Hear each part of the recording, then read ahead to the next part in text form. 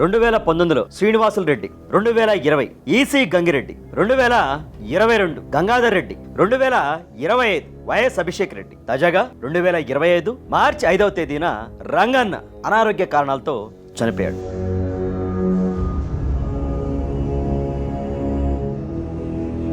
Watchman Ranganna చచ్చిపోవడానికి కారణమైన assembly రాకుండా అక్కడ మంచి ప్లాన్ చేసి ఆయన చంపడానికి కారణమయ్యాడని నా ఉద్దేశం అండి. ఇది సహజ మరణం, వాళ్ళు చంపిందా మళ్ళీ ఈ ప్రభుత్వం తేల్చిద్ది. వాళ్ళు నరికేసిన చంపేసిన దాన్ని వాళ్ళు గుండెపోటు అని చెప్పారు. వైసీపీ ప్రభుత్వం ఏ మాటలైనా మాట్లాడిద్ది.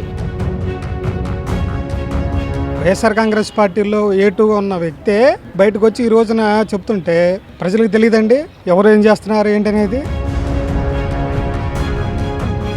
జగన్మోహన్ రెడ్డిని వెనహమాలుండి ఒక్కొక్కరిని అతను ఎక్కడ ఈ కేసులు ఇరుక్కోవాల్సి వచ్చిందని దూరంగా జాగ్రత్తగా ఉండి ఒక్కొక్కరిని తప్పించుకుంటూ వస్తున్నాడని అనుకుంటున్నాను.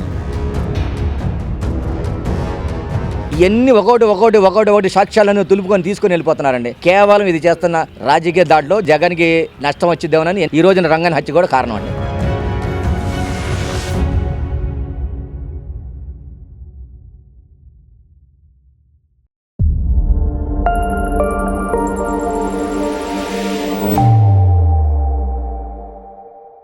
ఇప్పుడు వైఎస్ వివేకానంద రెడ్డి హత్య తర్వాత ఎవరైతే నిందితులుగా పేర్లు పొందారో లేదంటే ఎవరైతే ఇందులో ఉన్నారని చెప్పి అనుమానాలు వ్యక్తం చేశారు వాళ్ళందరూ కూడా ఒక్కొక్కరుగా మరణించడం మనం చూస్తూ ఉన్నాం. ఇందులో ప్రధానంగా ముందు వైఎస్ భారతి తండ్రి అయినటువంటి గంగిరెడ్డి గారు కానివ్వండి, తర్వాత మిగతా చాలా మంది సొంత తమ్ముడు జగన్మోహన్ రెడ్డి తమ్ముడు అయినటువంటి అభిషేక్ రెడ్డి కానివ్వండి, ఈ రోజు రంగన్న, ఇట్లా చూస్తూ ఉంటే అన్ని సహజ మరణాల పేరిట చూస్తూ ఉన్నాం. కానీ దీని వెనక కుట్రకోణం దాగి ఉందని చెప్పి కొంతమంది విశ్లేషకులు కానీ లేదా కొంత టీడీపీ వర్గం కానీ చెప్తా ఉన్నటువంటి పరిస్థితి. మీకేమనిపిస్తుంది? ఏమండి, వివేకానంద రెడ్డి హత్య నేను చిన్నతనంలో చూసిన రాజకోట రహస్యం లాగా ఉంది. ఇది ఆ చంపింది ఎవరు ప్రజలందరికీ తెలుసు.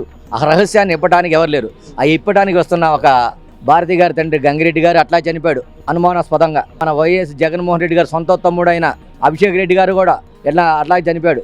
ఈ రోజున వాచ్మెన్ రంగన్న గారు చనిపోయారు. అది సహజ మరణం కాదండి. వాళ్ళ భార్య వాళ్ళ స్టేట్మెంట్ ఇచ్చి దానికి స్పెషల్ టీం ఏమని కోరితే ప్రభుత్వం దానికి కట్టుబడి స్పెషల్ టీం వేసింది. కాకపోతే కొంతమంది వ్యతిరేక ప్రభుత్వం వాళ్ళు చంపిన వాళ్ళు ఇది మామూలు చచ్చిపోయారు అంటున్నారు. ఇది తప్పండి. దీన్ని ఎట్టగానే ఛేదించాలని ప్రభుత్వాన్ని మేము కోరుకుంటాం. జరుగుతూ ఉంటే అంటే ఈ ఎవరైతే హత్యలో భాగస్వాములు అయ్యారో లేదంటే ఈ హత్య వెనక ఉన్నారు అని చెప్పి నిందితులుగా బాధితులుగా ఉన్నారు వీళ్ళు మరణిస్తూ ఉంటే దీనిపైన కనీసం స్పందించాల్సినటువంటి వ్యక్తులు జగన్మోహన్ రెడ్డి లేదంటే అవినాష్ రెడ్డి వీళ్ళందరూ ఎందుకు స్పందించట్లేదు? ఎందుకు దీనికి సంబంధించి మాట్లాడలేదు? ప్రజలు ఎన్నుకోబడ్డ ఒక ముఖ్యమంత్రి ప్రజల సమస్యల మీద ప్రతిపక్ష నాయకుడిగా అసెంబ్లీకి రాకుండా ఈ రాజకోట రహస్యాన్ని చాలా జాగ్రత్తగా ఛేదించడానికి వాచ్మెన్ రంగన్న చచ్చిపోవడానికి కారణమైన అసెంబ్లీ రాకుండా అక్కడ మంచి ప్లాన్ చేసి ఆయన చంపడానికి కారణమయ్యాడని నా ఉద్దేశం అండి. మోహన్ రెడ్డి అసెంబ్లీకి రాకపోవడానికి కారణం ఇదొకటి. ఎంత ప్లాన్ చేయాలి పాడుబంది. ఇప్పుడు రంగన్న గారికి బాగుండి మళ్ళీ స్టేట్మెంట్ ఇస్తే ప్రభుత్వం అరెస్ట్ చేస్తుంది, వాళ్ళ పరువు పోయింది. అప్పుడు అరెస్ట్ చేస్తే అవినాష్ రెడ్డి అరెస్ట్ అవుతాడు, భారతి రెడ్డి అరెస్ట్ అవుతాడు, తర్వాత జగన్ అవుతాడు, అందరూ అవుతారు. వీళ్ళందరూ ఇది అంతా కుట్ర భాగంతో ఉందండి.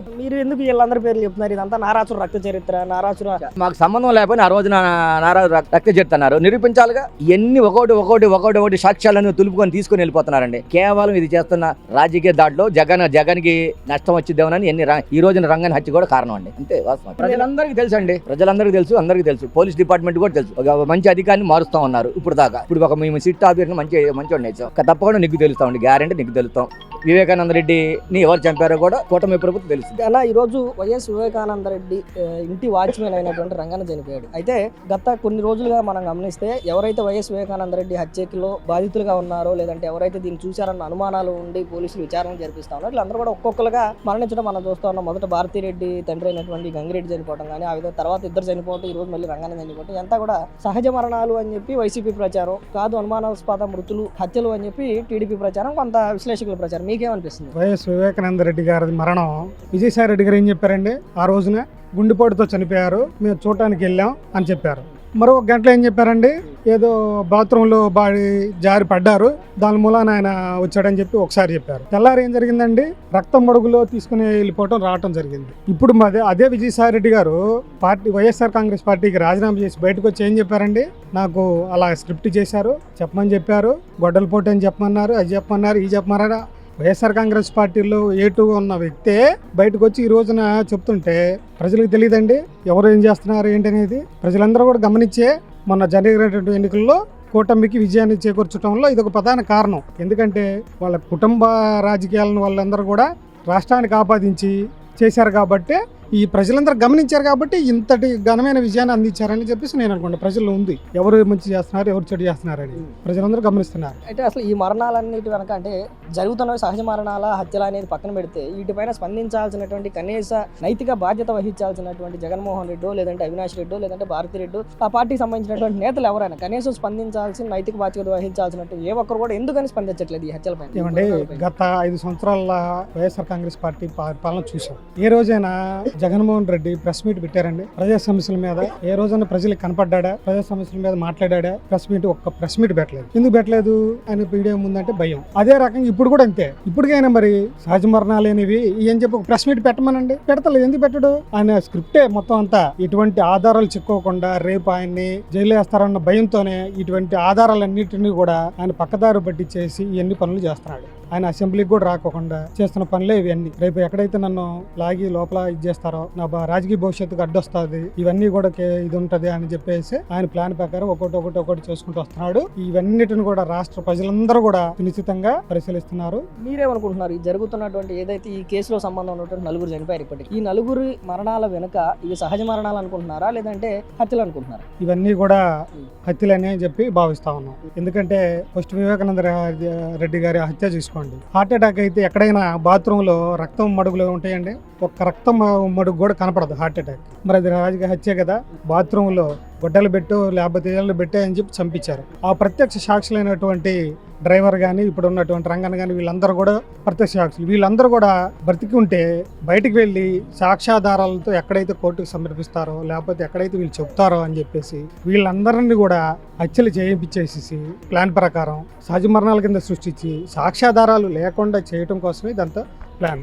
మనం ఈరోజు చూసాం వివేకానంద రెడ్డి హత్య జరిగిన తర్వాత ఒక్కొక్కరుగా మరణాలు చూస్తూ ఉన్నాం. దాంట్లో ఉన్నాడని చెప్పి జగన్మోహన్ రెడ్డి తమ్ముడు అభిషేక్ రెడ్డి చనిపోయాడు, భారతి వాళ్ళ నాన్న చనిపోయాడు, ఇట్లా ఒక్కొక్కరు చనిపోతూ వస్తున్నారు. ఇప్పటికే 9 చనిపోయారు. ఈరోజు వాళ్ళ వాచ్మెన్ కూడా చచ్చిపోయాడు. దీని వెనక అనుమానాస్పదంగా ఉంది అని చెప్పి కొంతమంది చెప్తా ఉన్నారు. మీకేమనిపిస్తుంది?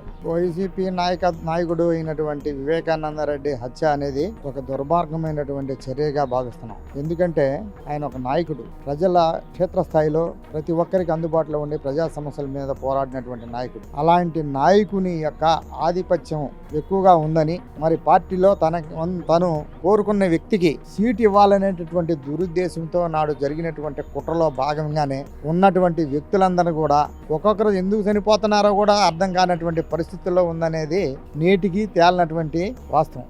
మరి దాని వెనక ఏదో మోసపూరితమైనటువంటి ఎంతోమంది అనుమానితుల్ని పీడిస్తున్నటువంటి సమస్య. ఆ సమస్యకు ముగింపు అనేది త్వరలోనే వస్తుందని, అది కోర్టు ద్వారా కూడా బయటకు వస్తుంది అనేది అందరూ కూడా ఆకాంక్షిస్తున్నటువంటి విధానం. వరుస అనుమానాస్పద మృతులను మనం చూస్తూ ఉన్నాం. భారతిరెడ్డి గారి యొక్క తండ్రి హఠాత్తుగా చనిపోయినటువంటి పరిస్థితి, అభిషేక్ రెడ్డి హఠాత్తుగా చనిపోయినటువంటి పరిస్థితి, ఈ రోజు ఆ వివేకానంద రెడ్డి గారి ఇంటి వాచ్మెన్ రంగన్న కూడా అనుమానాస్పదంగా చనిపోయినటువంటి పరిస్థితి, హఠాత్తుగా చనిపోయినటువంటి పరిస్థితి. అంటే ఈ మరణాల వెనక అన్నింటి వెనక ఏదో కుట్రకోణం దాగి ఉంది, దీని వెనక ఏదో జరుగుతూ ఉంది అనేది కొంతమంది విశ్లేషకులు చెప్పేటువంటి మాట. మీరే కోణంతో జరుగుతున్నటువంటి విధానమే నడుస్తుంది. దానిలో ఎట్టి పరిస్థితుల్లో కూడా ఎవరికి అనుమానం రాదేమో అనేటటువంటి భావంతో వాళ్ళు ఉంటున్నారేమో కానీ ఎవరైనా తెర వెనక నాయకుల యొక్క ప్రోత్సాహంతోనే ఇది జరుగుతున్నటువంటి పరిణామం అనేది జగమెరిగిన సత్యం. లోకంలో ప్రజలందరూ కూడా అదే అనుకుంటున్నారు. అంటే ఒక్కొక్క మరణానికి 4 నుంచి 6 నెలలు లేదంటే 1 సంవత్సరం వ్యవధి ఒక్కొక్క మరణానికి చూస్తున్నాం. ప్రతి దానిలో ఉన్నటువంటి వారందరికి కూడా అదే జరిగిద్ది అనేటటువంటి భావం కూడా అందరికి కూడా అర్థమైపోతుంది. తెలియని పామర్లకు సైతం అలాగే ఉంది. వివేకానంద రెడ్డి గారి హత్యకి కానీ లేదంటే ఇప్పుడు జరుగుతున్నటువంటి అనుమానాస్పద లేదంటే హఠాత్ మరణాలకు కానీ పాత్రదారులు సూత్రధారులు ఎవరు అంటే ఏం చెప్తారు? పాత్రదారులు సూత్రధారులు ఒకళ్ళనేది తేలవలేము. నేటికి కూడా అది ఒక వేడని సమస్యగానే ఉంది. ఏదో దాగి ఉన్నటువంటి కోణాన్ని కొంతమంది అపోజిషన్ వాళ్ళ మీద రుద్దుదామనేటటువంటి భావంతో ఇప్పుడు దాకా చూసుకొచ్చారు వాళ్ళు. మరి వాళ్ళు అధికారంలోకి వచ్చిన తర్వాత కూడా ఆ సమస్యగానే మిగిల్చారు. ఇప్పుడు కోర్టు దాని మీద శ్రద్ధ పెట్టి వాళ్ళ కూతురైనటువంటి సునీత ఆమె గారు పోరాడుతున్నటువంటి సమస్య త్వరలోనే పరిష్కారం అయిందని భావిస్తున్నాం. అంటే ప్రధానంగా చెప్పుకోవాల్సి వస్తే వీటికి సమాధానాలు చెప్పాల్సిన అవసరం ప్రధానంగా భారతిరెడ్డి గారికి లేదంటే అవినాష్ రెడ్డి గారికి జగన్మోహన్ రెడ్డి గారికి వీళ్ళు ప్రధానంగా అంటే జరిగినవి సహజ మరణాలు అయినప్పటికీ దీనిపైన సమాధానాలు చెప్పాల్సిన అవసరం ఉన్నా ఎందుకు మాట్లాడలేదు వాళ్ళు ఏ కోణంలో మరి వాళ్ళ మీద ఏ అభిప్రాయంతో ఉన్నారో తెలియదు కానీ వాళ్ళకు ఉన్నటువంటి ఇంటర్నల్ సమస్యలు మరి వాటిని ఎవరు కూడా బయట పెట్టడానికి కూడా సాహసించినటువంటి విధానం. తెలిసి తెలియని వాళ్ళందరి మీద కూడా ఏదో ఒక దుర్మార్గమైనటువంటి చర్య వాళ్లే మోపుతున్నారే కానీ దాని వెనక ఇప్పుడు ఇంట్లో వ్యక్తి చనిపోయారంటే ప్రతి ఒక్కరికి సమస్య అనేది ఉంటుంది. ఆ సమస్య మీద పోరాడతారు. అలా దాని మీద స్పందించినటువంటి విధానం అయితే వాళ్ళలోనే కనపడుతుందంటే దాని పరమాత్ముడికే తెలియాలి. స్వామి వైఎస్ వివేకానంద రెడ్డి హత్య మిస్టరీగా ఉండిపోయింది అనుకుంటే ఆ తర్వాత ఎవరైతే అందులో పాత్రదారులు లేదంటే దాంట్లో నిందితులుగా బాధితులుగా ఉన్నారు వాళ్ళందరూ కూడా ఒక్కొక్కరు మిస్టరీగా చనిపోవడం, అది సహజ మరణాలు అని చెప్పి వైసీపీ వర్గాలు మాట్లాడటం, అది లేదు దీనిపైన అనుమానాస్పద హత్యలు అని చెప్పి టీడీపీలు మాట్లాడటం మాట జరుగుతుంది. మీరేం చెప్తారు? వివేకానంద గారి హత్య అనేది వాస్తవం చెప్పాలంటే వాళ్ళు గుండెపోటు వచ్చింది, దానివల్ల చనిపోయారని చెప్పేసి ఎవరైతే ఫస్ట్ ఫోన్ చేశారో, ఎవరైతే మాట్లాడారో, ఎవరైతే ఎంపీకి పని చేశారో వాళ్ళందరూ మాట్లాడుకొని మొత్తం క్రియేట్ చేద్దామని చెప్పేసి చేశారు. చేసిన తర్వాత అక్కడ చూస్తే మొత్తం అసలు మా దారుణంగా ఉంది. అంటే అసలు ఆ మనిషిని ఆ వయసులో అంత పెద్ద ఆయన్ని అతి దారుణంగా గొడ్డలు పెట్టి నరికి తలకాయ మీద మెడ మీద ఎట్టబడితే అట్ట వేసి చంపేసేసి ఏ అయితే ఉన్నాయో సాక్ష్యాలు అవన్నీ తుడుస్తా మామూలుగా కనిపించకుండా కడిగేసేసి ఇవన్నీ చేయడం జరిగింది. అక్కడున్న ఎవరైతే మరి వాచ్మెన్ గా ఉన్నారో మరి వాళ్ళని కూడా బెదిరించడం జరిగింది. ఆ డ్రైవర్ని కూడా బెదిరించడం జరిగింది. ఆ రకంగా వాళ్ళు మేము చేసిందే న్యాయం, మేము చేసిందే చట్టం అన్నట్టు రాజారెడ్డి పాలన ఆ రకంగా సాగించారు. ఎట్లా సాగించారంటే అవినాష్ రెడ్డి గారు కూడా టీడీపీ కార్యకర్త లేకపోతే టీడీపీ సంబంధించిన ఎవరన్నా ఏదైనా చిన్నపాటి ఏదైనా మాట్లాడితే వాళ్ళని ఎక్కడున్నా తీసుకొచ్చి కేసు పెట్టేసి ఫైల్ బుక్ చేసేసి జైల్లో పెడతాం జరుగుతుంది. ఈయన చంపేశాడని తెలిసి కూడా అవినాష్ రెడ్డి గారిని పట్టుకుంటాం. వాళ్ళు తెలంగాణ పోలీసులు కానీ ఇటు మన ఆంధ్ర పోలీసులు కానీ వీళ్ళు విఫలమయ్యారు. ఎందుకంటే వాళ్ళు వాళ్ళమ్మకి బాగలేదని చెప్పేసి హాస్పిటల్ తిరిగి నేను అక్కడున్నాను ఇక్కడున్నాను అని చెప్పేసి ఆయన పట్టుకుంటాం వీళ్ళ పని కాలేదు. వాళ్ళ ప్రభుత్వంలోనే వాళ్ళు చేయలేదు. అదేమంటే నారావారి రథ చరిత్ర ఎవరో బాబు గారు వచ్చారు, లోకేష్ గారు వచ్చారు అని చెప్పేసి పోస్టర్లు వదిలారు. తీరప్పుడు ప్రజలకు అందరికీ అర్థమైంది ఎవరు చేశారు, ఎవరు వెనకమాలున్నారు, ఎవరు చేయించారు, దేనికోసం చేశారు అని చెప్పి అందరున్నారు. వాళ్ళ అమ్మాయి ఎవరైతే ఉన్నారో సునీత గారు కోర్టుకి వెళ్ళి ఆమె పోరాడింది. ఆమె పోరాడిన ఫలితం వల్ల వాళ్ళు మొత్తం బయటకు వచ్చింది. ఈ ప్రభుత్వం కూడా ఇప్పుడున్న ప్రభుత్వం వాళ్ళకి కఠినంగా శిక్షించాలని కోరుకుంటున్నాము. ఇందులో అంటే ఎవరైతే నిందితులుగా పేరు తెచ్చుకున్నారో లేదంటే ఎవరైతే ఇందులో సాక్షులుగా ఉన్నారో, ఎవరైతే దీనిపై మంచి సవాళ్ళు అందుకుంటా ఉన్నారో వీళ్ళందరూ కూడా ఒక్కొక్కరు అనుమానాస్పదంగా చనిపోవడం మనం చూస్తూ ఉంటాం. గతంలో భారతీరెడ్డి తండ్రి అయినటువంటి గంగిరెడ్డి చనిపోవడం చూసాం. తర్వాత ఈ విధంగా ఇప్పటికే 3 చనిపోతే ఈ రోజున 4వ వ్యక్తి అంటే ఆ ఇంటికి ప్రధానంగా ఉన్నటువంటి వాచ్మెన్ గా ఉన్నటువంటి గత కొన్ని సంవత్సరాలు వాచ్మెన్ చేస్తున్నటువంటి రంగన్న కూడా ఈ రోజు చనిపోవడం అందరికీ కూడా అనుమానాస్పదంగా కనిపిస్తూ ఉంటుంది పరిస్థితి. ఎట్లా చూడొచ్చు? ఇది సహజ మరణం అని చెప్పి వస్తున్నటువంటి వార్తలు. కానీ ఇది సహజ మరణం వాళ్ళు చంపిందా మళ్ళీ ఈ ప్రభుత్వం తేల్చిద్ది, దోషుల మట్టికి కఠినంగా శిక్షించిద్ది. ఎందుకంటే వాళ్ళు నరికేసిన చంపేసిన దాన్ని వాళ్ళు గుండెపోటు అని చెప్పారు. వీళ్ళు ఎట్టయితే గొంతు పిసుకు చంపేశారో గుండెపోటు అని చెప్పి అలాంటి మరణం అని చెబుతున్నారు. ఎందుకంటే వైసీపీ ప్రభుత్వం ఏ మాట్లాడిద్ది అలా మాట్లాడి ఈ రకంగా తెచ్చుకున్నారు. వాళ్ళు జరగగానే ఫస్ట్ విజయసాయి రెడ్డి మీడియా ముందుకు వచ్చి మాట్లాడాడు కదా. ఫస్ట్ గుండెపోటు అన్న పాయింట్ కా నుంచి లేదంటే మొదట ఇది గొడ్డలిపోటు అన్న దగ్గర నుంచి ఉన్నట్టుండి ఎట్లా గుండెపోటు మారిపోయింది?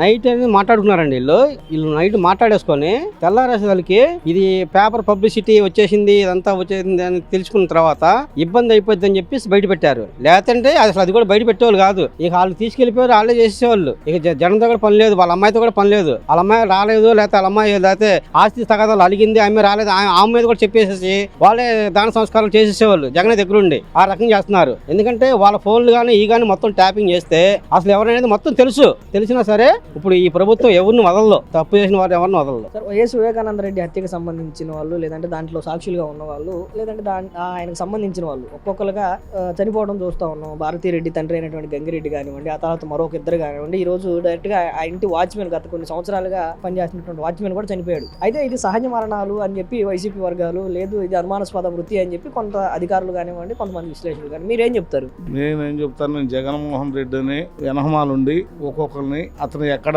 ఈ కేసులు ఇరుక్కోవాల్సి వచ్చిద్దని దూరంగా జాగ్రత్తగా ఉండి ఒక్కొక్కరిని తప్పించుకుంటూ వస్తున్నాడని అనుకుంటున్నాను. ఈ మరణాల వెనక కనీసం అంటే ఒకవేళ ఆయన ఉన్నాడా లేదా అనేది పక్కన పెడితే జరుగుతున్నటువంటి మరణాలపైన కనీసం స్పందించాల్సినటువంటి సందర్భం కానీ లేదంటే దీనిపైన నైతిక బాధ్యత వహించాల్సినటువంటి అవసరం జగన్మోహన్ రెడ్డికి, ఈ నింద మోస్తున్నటువంటి అవినాష్ రెడ్డికో లేదంటే భారతీ రెడ్డికో ఆ పార్టీ వాళ్ళకి ఖచ్చితంగా ఉంది. మరి ఎందుకు ఎవరు బయటకు వచ్చి మాట్లాడలేదు? ఏం మాట్లాడతారో ఒక్కొక్కరిని అడ్డం వచ్చిన వాళ్ళ సొంత మామల మీద కూడా లేకుండా హాస్పిటల్లోనే డాక్టర్ల ద్వారా చంపేస్తే ఎవరు వస్తారు ముందుకు తెలుసుకొని? ఎవరో రాదు ముందుకు వచ్చి, ఎవరు మాట్లాడరు. మాట్లాడినోడు నిదానంగా 4-5 నెలల్లో ఏదో కొంకతో చనిపోయాడు అని సృష్టిస్తారు. దానివల్ల ఎవరు పెట్టారు. మీరేమంటారు సార్? అంటే వైఎస్ వివేకానంద రెడ్డి హత్యకి మాకు సంబంధం లేదు, ఇది కేవలం నారాసుర రక్త చరిత్ర, టీడీపీ వాళ్ళు వాళ్ళని చంపారు, ఇది గొడ్డలిపోటు నారాసుర రక్త చరిత్ర అని వాళ్ళు చెప్తా ఉన్నారు. మీరే టీడీపీ వాళ్ళేమో ఇది గొడ్డలిపోటు జగన్మోహన్ రెడ్డి కావాలని చేసి చెప్పారు అని టీడీపీ వాళ్ళు. ఏంటి అసలు ఏది నిజం? జగన్మోహన్ రెడ్డి అనే వ్యక్తి వాళ్ళ బాబాయిని వచ్చి అడ్డం పెట్టుకుని గెలవటం కోసమే వాళ్ళ బాబాయిని చంపించాడు. అవినాష్ రెడ్డి పూర్తి స్థాయిలో జగన్మోహన్ రెడ్డి భార్య ఈల ప్రోత్సాహంతోనే జరిగింది చంపడం అనే విషయం. రకరకాలుగా తప్పిపోయారు, అయ్యన్నారు, ఈయన హార్ట్ అటాక్ అన్నారు, ఏయో చెప్పారు. ఎన్ని చెప్పినా హత్య అనేది నిర్ధారణ తెలిసారు పోలీసు వాళ్ళు. అప్పటి నుంచి గవర్నమెంట్ వచ్చింది కనుక రకరకాలుగా కాపాడుకుంటూ వచ్చారు. ఇప్పుడు ఎప్పుడు జైలుకి వెళ్లాల్సి వచ్చిందో అని ఆ సాక్షులను ఒక్కొక్కరిని రకరకాలుగా డబ్బు ఉంది, అన్ని రకాల క్రిమినల్ మైండ్ ఉంది, రకరకాలుగా ఒక్కొక్కరిని తప్పించుకుంటూ వస్తున్నాడు.